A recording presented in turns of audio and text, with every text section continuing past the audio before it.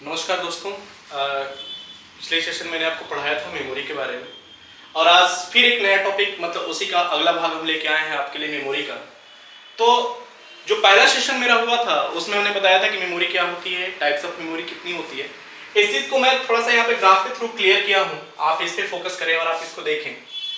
मैंने लिखा कि मेमोरी, फिर मैंने बताया प्राइमरी मेमोरी और दूसरा मैंने बताया सेकेंडरी मेमोरी। उस दिन जो आपसे डिस्कस हुआ था इसके पहले वाले सेशन मैंने बताया था कि प्राइमरी मेमोरी एक ऐसी मेमोरी होती है जो कंप्यूटर अपने लिए, अपनी प्रोसेसिंग के लिए, अपनी क्रियाओं के लिए यूज करता है, जबकि सेकेंडरी मेमोरी किसके लिए यूज की जाती है? यूजर अपने लिए यूज करता है। यानी कंप्यूटर जब चाहता है कि नहीं किसी को और भी मेमोरी दी जाए, जैसे एक छोटा सा एग्जांपल लीजिए, आपके घर में एक अलग से गेस्ट रूम में होता है या बहुत सारी चीजें होती है, आपका अपना एक पर्सनल होता है, लेकिन कोई गेस्ट आता है या कोई चीज आता है तो उसके लिए एक अलग से स्पेस दिया जाता है कि भैया ये तुम्हारे लिए है।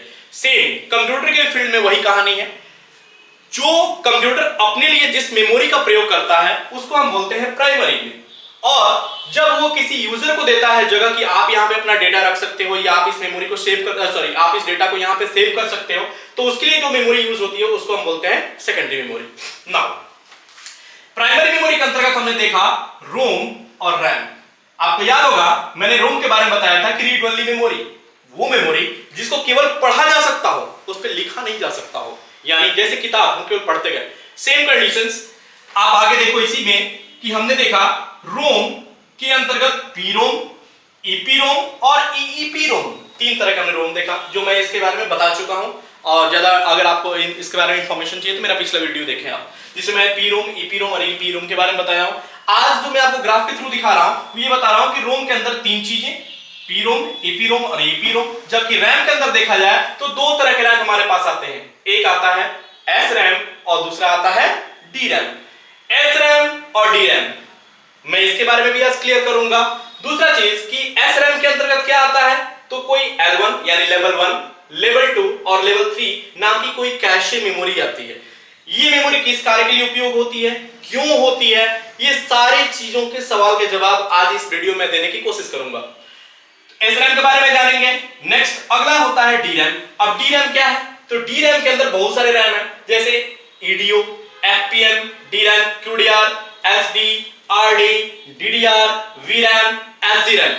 ये रैम क्या है, इनकी विशेषताएं क्या होती हैं, कहां पे ये प्रयोग होते हैं और क्यों होते हैं, ये सारी चीजों को, इनकी वर्किंग प्रोसेस क्या है, ये सारी चीजों को हम लोग डिस्कस करेंगे।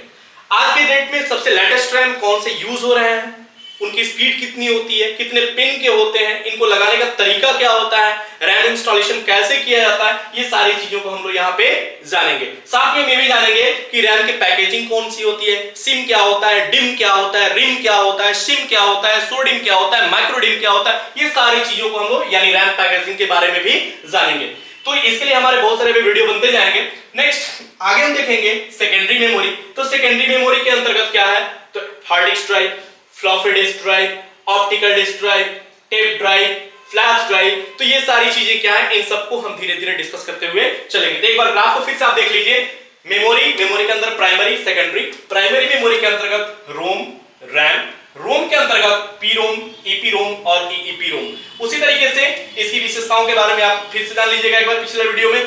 रैम के बारे में हमने देखा S RAM, D RAM. S RAM के अंदर L1, L2, L3, D RAM के अंदर EDO, FPM, QDR, SD, RD, DDR, V RAM, SD RAM. Next अगर हम सेकेंडरी मेमोरी के अंतर्गत देखें, hard disk, floppy disk drive, optical disk drive, tape drive और फ्लैश ड्राइव। तो ये सारी चीजों को आप लोग याद रखेंगे। हो सकता है कि आप कोई एग्जाम देने जाते हो तो उसमें से कुछ क्वेश्चंस आपके आ भी सकते हैं इसमें से। नाउ अब हम बात करते हैं, क्योंकि इस पार्ट को हम कवर कर चुके थे, आज हमको पढ़ना है एस रैम और डी रैम के बारे में। एस रैम और डी रैम क्या होता है, क्यों प्रयोग किए जाते हैं, इसकी जरूरत क्या है, ये सारी चीजें इस वीडियो में हम कवर करेंगे। ये वीडियो मैं लाइव क्लास के थ्रू ही बनाता हूं, इसलिए हो सकता है कि बहुत सारे आपको नॉइस भी मिलते हो, कुछ बातें ही मिलती हैं, फिर भी कोशिश करता हूं कि अच्छे तरीके से आपको वीडियो मिले।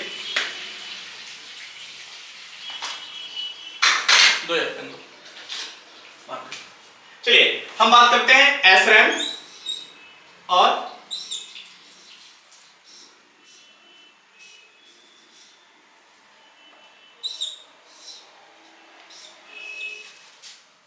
डी रैम के बारे में।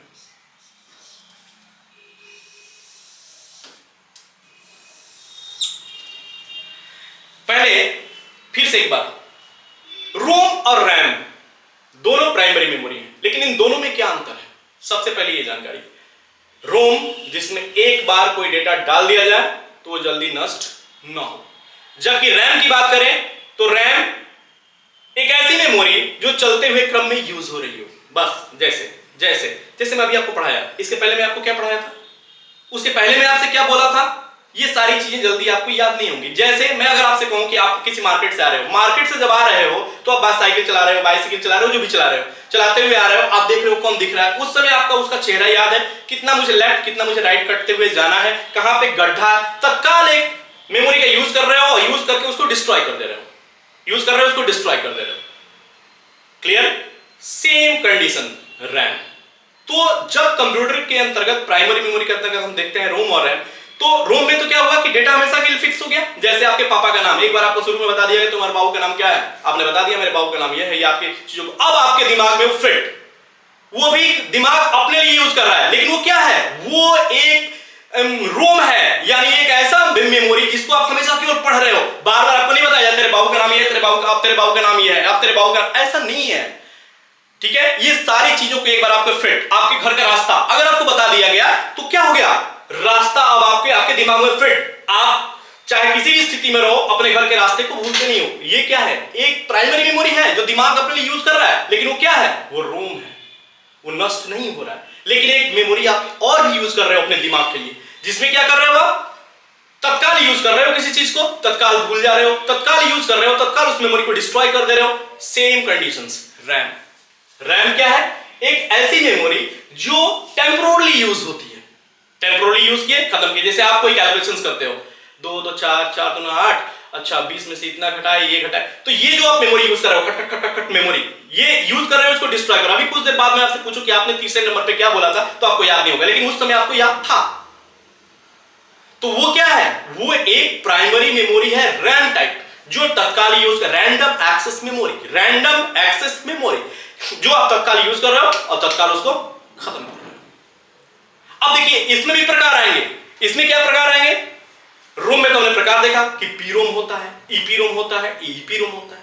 अब रैम में हमने देखा कि एस रैम तो जान गए क्या होता है, एक टेम्पोररी मेमोरी जो यूज किया। अब रैम में भी दो प्रकार, एस रैम, डी रैम। अब एस रैम और डी रैम में क्या विशेषता है, यही हम इस टॉपिक में भी जानने की कोशिश करेंगे। चलिए स्टार्ट करते हैं। देखिए मैं यहां पे लिखते हुए आपको समझाऊंगा, इसलिए थोड़ा वीडियो लंबा हो सकता है, आप वीडियो को पूरा देखें, आपको बहुत सारी चीजें समझ में आएंगी। एस रैम, इसका जो एक मेमोरी सेल होता है, वन मेमोरी सेल, आप चाहे तो लिख भी सकते हैं, one memory cell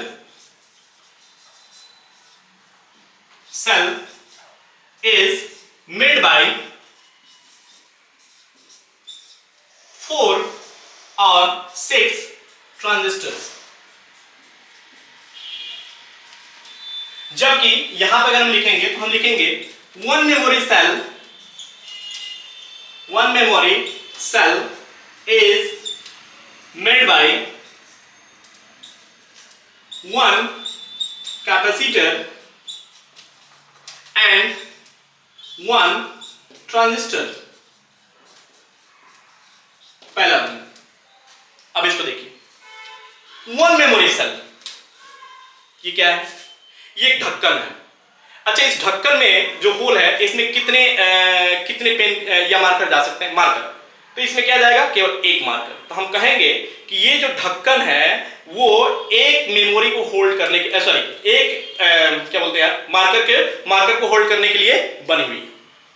same memory की सबसे छोटी इकाई क्या होती है, मेमोरी का फॉर्म क्या होता है, तो मेमोरी का जो फॉर्म होता है वो होता है बिट। क्या होता है, बिट। अब बिट के दो रूप हो सकते हैं, या तो वो 0 के रूप में हो सकता है, या तो वो 1 के रूप में हो सकता है। मेमोरी किस फॉर्म में हो सकती है, या तो 0 में या तो 1 में।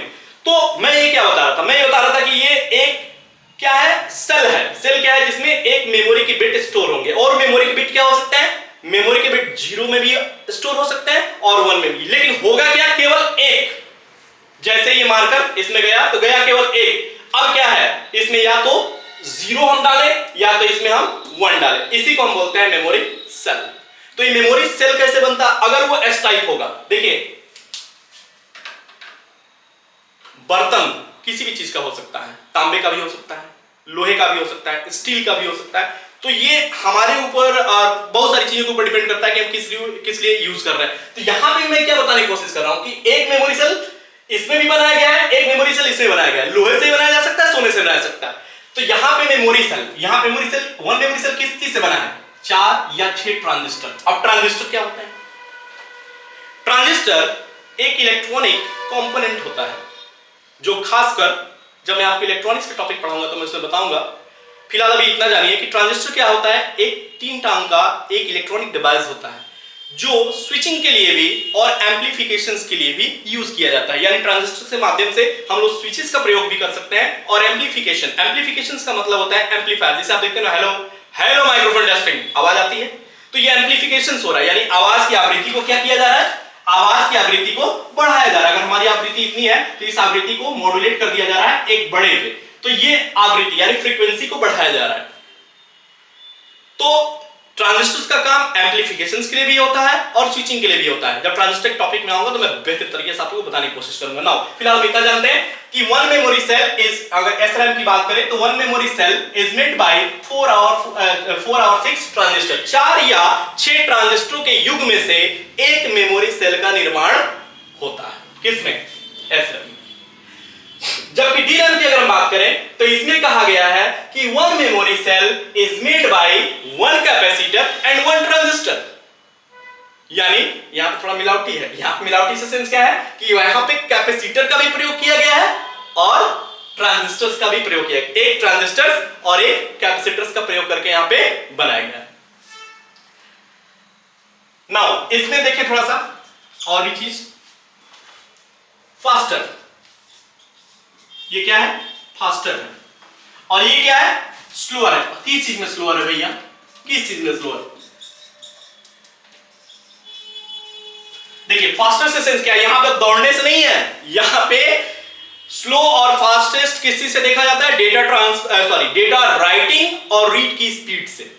आप याद करिए, आप कभी कोई कॉपी खरीद के लाते हो मार्केट से तो अलग अलग कॉपी आती है। कोई कॉपी होता है जिसपे लिखते हैं बहुत बढ़िया लिखा जाता है, एकदम मतलब इतना अच्छा लिखा जाता है कि मन करता है दिन भर लिखते रहे। और कोई कॉपी ऐसी आती है कि उस पर चाहो तो लिखने का मन नहीं करता, मतलब लिखो तो अच्छे से लिखा भी नहीं पाता है बढ़िया, भले हमारी हैंडराइटिंग अच्छी हो। Same conditions. तो SRAM में जो डेटा लिखा जाता है या जो पढ़ा जाता है उसके लिखने और पढ़ने की जो स्पीड होती है वो बेहतर तरीके की होती है। किसकी?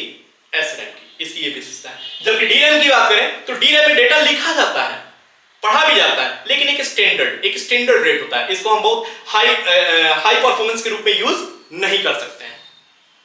यानी सब मिलाकर हम बात करें तो SRAM में डेटा रीड एंड राइट की स्पीड फास्ट होती है SRAM में, जबकि DRAM में क्या होती है? स्लो होती है। आगे बढ़े। नाउ अब हम बात करते हैं consume more power. Consume more power, बिजली की खपत ज्यादा। जाहिर सी बात है, आप 4 या 6 ट्रांजिस्टर यूज कर रहे हो जो एक सेमीकंडक्टर मटेरियल्स है, तो कहीं ना कहीं बिजली की खपत हमारी ज्यादा होगी। तो भैया हवाई जहाज से जाओगे तो हवाई जहाज का किराया तो देना ही पड़ेगा। ठीक है, आप तो समझिए कहने का सेंस क्या है कि ये थोड़ा पावर का खपत क्या करता है? ज्यादा लेता है।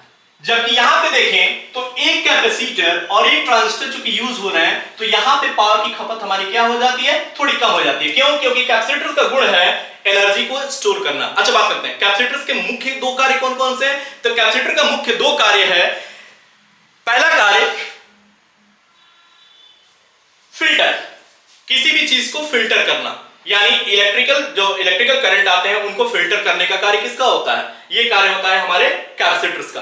और एक काम और होता है एनर्जी स्टोर, यानी डेटा को अगर एनर्जी को स्टोर करना होता है तब भी हम लोग किसका प्रयोग करते हैं? कैपेसिटर्स का। तो कहीं ना कहीं डेटा स्टोर हो रहा है, इसलिए इसमें बिजली की खपत थोड़ी हमारी क्या हो जा रही है? कहीं ना कहीं कम हो जा रही है। यानी इसमें क्या है? Consume less power.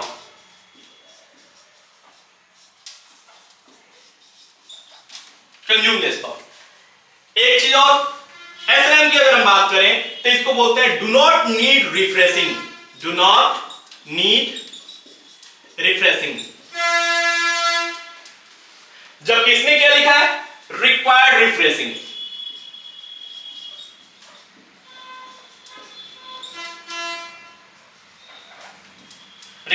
रिफ्रेशिंग। ठीक है, अब ये क्या है, रिफ्रेश से मतलब क्या है, पहले हम जाने के रिफ्रेश से मतलब क्या होता है। जैसे हम रहते हैं अरे ये उठो कुछ काम है, तो हम हर स्टेप पे कहीं ना कहीं अपने आप को तरोताजा करते हैं, इसी को बोलते हैं रिफ्रेश।